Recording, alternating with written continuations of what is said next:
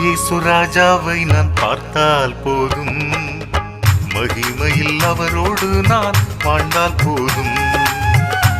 இயேசு ராஜாவை நான் பார்த்தால் போதும், மகிமையில் அவரோடு நான் வாழ்ந்தால் போதும்.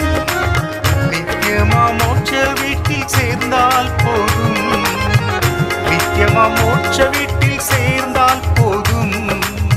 அல்லேலூயா கூட்டத்தில் நான் மகிழ்ந்தால் போதும்.